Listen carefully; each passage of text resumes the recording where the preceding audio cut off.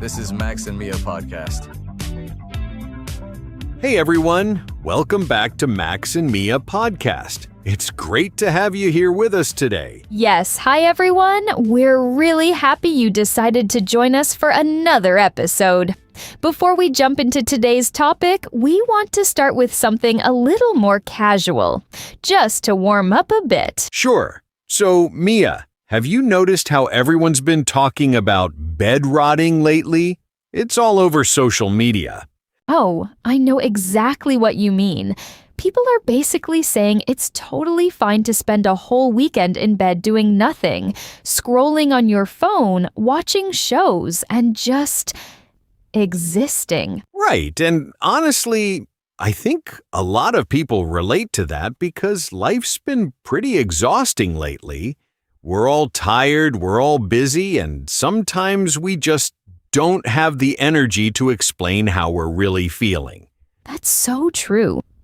And it actually connects perfectly with what we want to talk about today, because a lot of us end up giving the same automatic answers when someone asks how we are.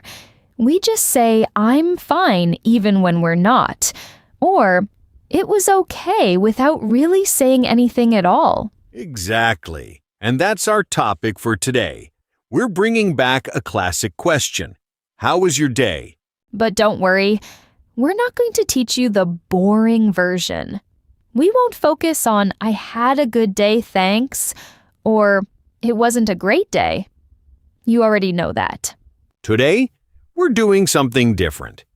We're going to learn grammar naturally, in context, plus useful vocabulary, common idioms, and some great alternatives to sound more natural when you answer that question in English. So if you've ever felt stuck giving the same boring response every time someone asks about your day, this episode is for you. All right, are you ready?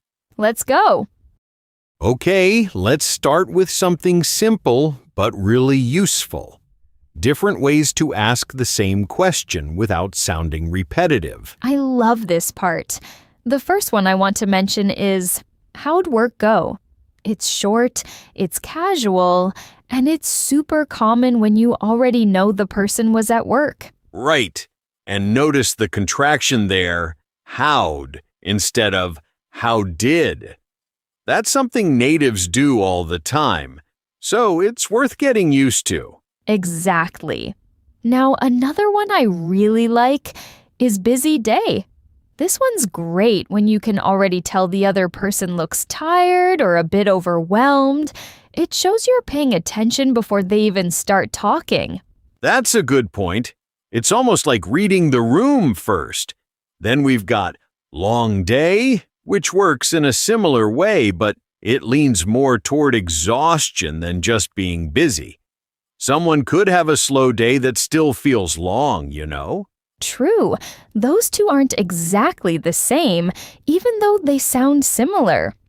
Busy focuses on having a lot to do, while long focuses on how draining or never-ending it felt. Good distinction. And the last one for now is, how are things at the office? This one's a bit more specific since it points directly to the workplace. So it works best when you already know where the person works. It's also a nice option if you want to sound a little more polite or formal without losing that natural, conversational tone. So just to recap, instead of always going with how was your day, you can mix things up with how'd work go, busy day, long day, or how are things at the office. Small changes like these can make a huge difference in how natural you sound. Okay, now let's get into something we've all experienced. You know that feeling when you walk through the door, your social battery's basically at 1%, and the last thing you want to do is talk? Oh, I live there. Honestly, some days I get home and I just want to put my phone on silent and disappear into the couch for a bit. Same here. Actually, just last week, I came home so drained that my roommate asked how my day went, and I just looked at her and said nothing for like 5 seconds. That's exactly the energy we're talking about. So today, we want to give you some natural ways to say, I really don't want to get into this right now, without sounding rude. Let's start with a classic one. Don't even ask. It's short, it's direct, and it basically tells the other person, "Hi, trust me." You don't want the details. I use that one constantly. Another great one is, it was a blur. This is perfect when the whole day went by so fast and chaotic that you can barely remember what happened. That's a good one because it doesn't sound negative, it just sounds overwhelming, which is usually closer to the truth anyway. Then we have I'm running on fumes, which is one of my favorites. It basically means you're completely out of energy, like a car that's about to run out of gas. Love that image. And finally, there's, let's just say I'm glad it's over. This one's nice because it gives just enough information without opening the door to a whole conversation. Now, here's something interesting. Did you notice that most of these expressions don't really explain why someone's tired? They just hint at it. Exactly. And if you do want to give a reason without going into a long story, there's a grammar structure that works perfectly here. The present perfect continuous. This tense is great for talking about something that's been happening over a period of time and is connected to how you feel right now. So instead of just saying, "I'm tired," you could say something like, "I don't want to talk about it.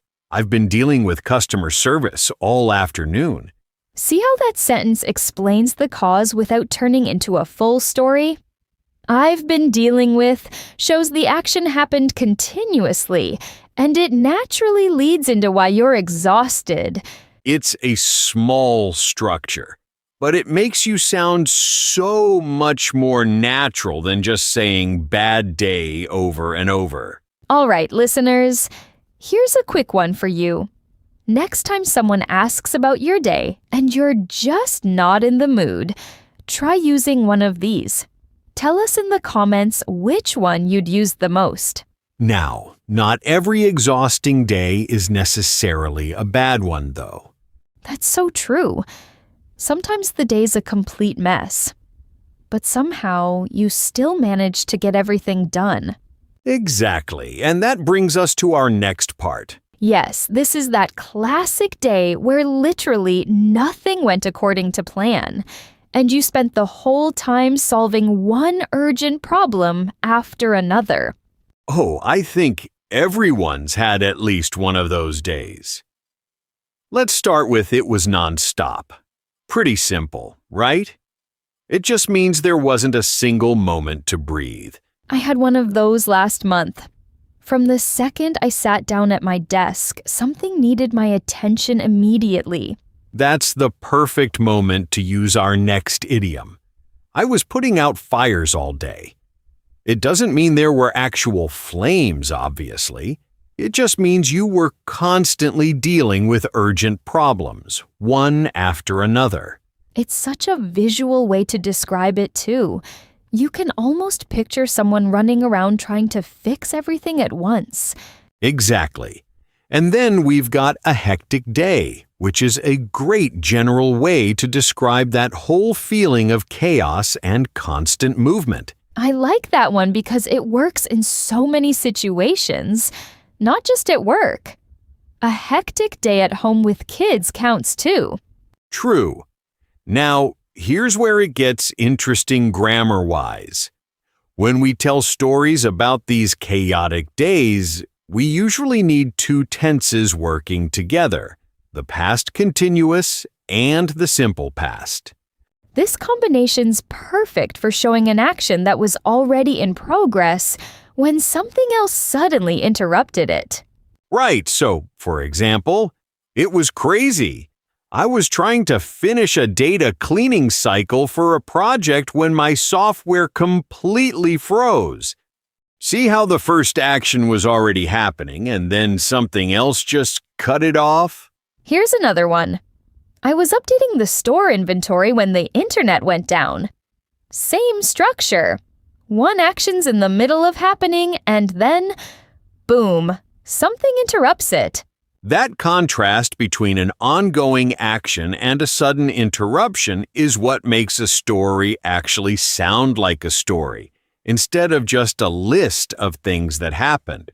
It's honestly one of the most useful structures for telling anecdotes naturally, especially when you're explaining why your day fell apart. All right, now we want you to hear this in action, in a real, natural conversation. Yes, coming up next, we've got a short clip with Alan and Jade. They'll be chatting casually, and you'll notice a lot of what we just talked about showing up naturally in their conversation. So get ready, because right after this, we'll let you listen in.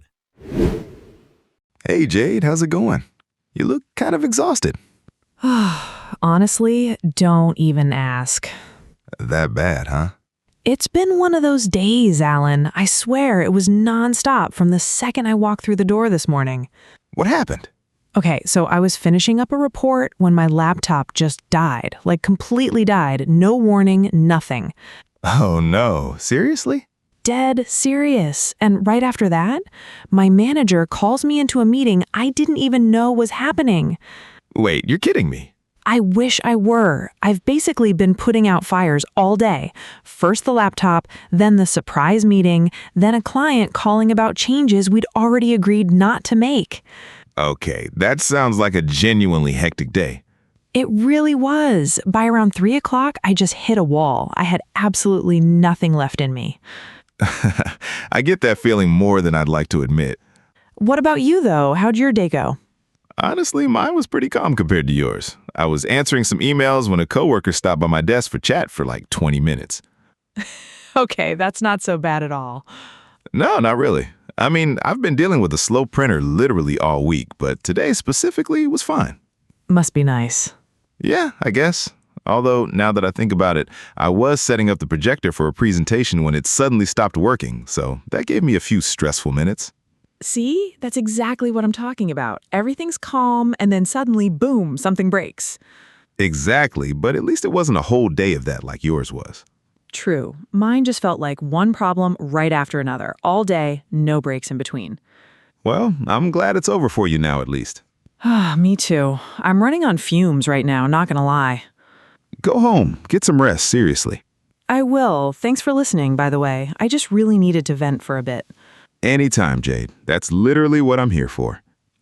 You're a good friend, you know that? I try. Now, go home before you fall asleep at your desk. Okay, I really enjoyed that one. Did you catch how Jade said it's been one of those days? We hadn't mentioned that one yet, but it's such a natural way to sum up a rough day without even getting into details. Right.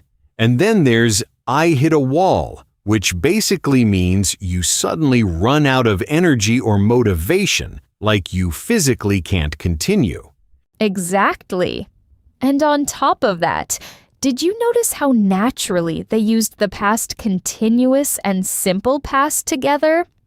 I was finishing up a report when my laptop just died. That interruption pattern showed up constantly. It really did, and that's the whole point. Once you start noticing it, you realize native speakers use that structure all the time without even thinking about it. All right, let's move on to our last mode for today. This one's the complete opposite of everything we've covered so far. This is for those days when everything went amazingly well. You were super productive, and honestly, you crushed it. But here's the tricky part. You want to share that without sounding like you're bragging, which, let's be honest, is harder than it sounds. Definitely. So let's start with I was on a roll today. This basically means you were unstoppable. Like everything you touched just worked out. I love that one. Then there's everything just fell into place, which is perfect for those days where things lined up so perfectly, it almost felt like luck. And if you want to sound productive without listing every single task, you can say something like, I checked so many things off my to-do list. That one's great because it shows results without sounding like you're showing off. Right, and finally, there's the simple but powerful couldn't be better. Short, confident, and it gets the point across instantly. Now, here's where things get fun grammar-wise. When people have an incredible day, they sometimes like to exaggerate just a little. And that's where the third conditional comes in. This structure's used to talk about hypothetical situations in the past, things that didn't actually happen, but we imagine anyway. For example, if I had known today would be this productive, I would have woken up even earlier. It's a fun, slightly exaggerated way to celebrate a great day. Exactly. And that little touch of exaggeration is what makes the humble brag actually sound charming instead of annoying. All right, let's hear this in action too. Coming up, we've got a short conversation between Leo and Sophie, and you'll see exactly how all of this sounds in a real, natural exchange. So stick around, because right after this, we'll dive straight into it. Hey, Leo, how was your day? Honestly, couldn't be better. Oh, wow, look at you, sounding confident today. I know. I don't usually say that, but I swear, I was on a roll today. Okay, tell me everything. So first, I finally finished that project I've been stuck on for 2 weeks. No way, the marketing one? Yes, and right after that, my manager approved the proposal I sent last week. That's huge, Leo. I know, right? Honestly, everything just fell into place today, like one thing led perfectly into the next. That almost never happens for me. Exactly, which is why I'm still kind of in shock. I also checked so many things off my to-do list, way more than I expected to. Like what, specifically? Emails I'd been ignoring for days, a few calls I kept putting off, and I even started organizing next month's schedule. Okay, now I'm a little jealous. Don't be. You'll have one of these days too eventually. I hope so. So, what was the secret? Did you do something different this morning? Not really, but if I had known today would go this well, I would have woken up even earlier and gotten even more done. Of course you'd say that. I'm serious though. It felt like I had extra energy from the second I opened my laptop. That's amazing. You really deserve a day like that, especially after how stressful last week was. Thanks. I'm trying not to get used to it though, because tomorrow could easily turn into a disaster. True. Don't jinx it now. Fair point. Let's just enjoy today while it lasts. Well, I'm really happy for you. You should go celebrate a little tonight. I think I will. Maybe order something nice for dinner instead of cooking. You've definitely earned it. Thanks, Sophie. Seriously, today just felt unstoppable from start to finish, and I'm not complaining one bit. Enjoy it while it lasts, Leo. Okay, I really liked how natural that sounded. Did you notice how Leo used, I checked so many things off my to-do list, without it sounding like he was showing off? Yeah, that one's tricky because it's basically a humble brag, but the phrasing makes it sound more like a fact than bragging. Exactly. It gave the whole conversation that little extra personality. True, and everything just fell into place, worked really well too. It gives that feeling of things lining up almost by luck, which is exactly the vibe we wanted for this mode. And then that third conditional moment was perfect too. If I had known today would go this well, I would have woken up even earlier.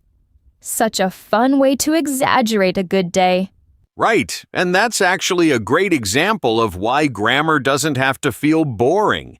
It's just a normal part of how people naturally talk when they're excited about something. Exactly. It gave the whole conversation that little extra personality instead of sounding like a textbook dialogue. And I think that's something worth repeating for anyone listening. You don't need to memorize grammar rules in isolation. If you pay attention to conversations like this one, you'll start picking up these structures naturally, just by hearing them used over and over in context. Couldn't agree more. That's honestly the whole idea behind today's episode, showing how grammar, idioms, and vocabulary all come together in real conversations, not just in a list you have to memorize. All right, before we wrap up, we'd love to hear from you. Which one of today's expressions do you think you'll actually use this week? Drop a comment and let us know. We read every single one, and it genuinely helps us choose topics for future episodes. And if you got something out of today's episode, do us a favor and hit that like button. It really helps the podcast reach more people. Also, if you know someone who's learning English and could use this, go ahead and share it with them. It might be exactly what they need to sound a bit more natural. All right, let's do a quick recap before we go. Today we covered 3 different ways to talk about your day. The do not disturb mode for when you don't want to talk, putting out fires for those chaotic, problem-solving days, and on a roll for the days that went incredibly well. And along the way, we picked up some grammar too. The present perfect continuous, past continuous versus simple past, and the third conditional, all used in real, natural context. And that's all for today. Remember, the best way to master these idioms and grammar points is to actually use them. Exactly. Try writing down 3 sentences about how your day went using what you learned today. Don't be afraid to make mistakes. That's just part of the journey to sounding more natural. Absolutely. Thank you for learning with us, and we'll see you in our next episode. Take care, everyone, and see you next time. Bye. To keep taking your English to the next level, click on the next video or explore the others we've made for you.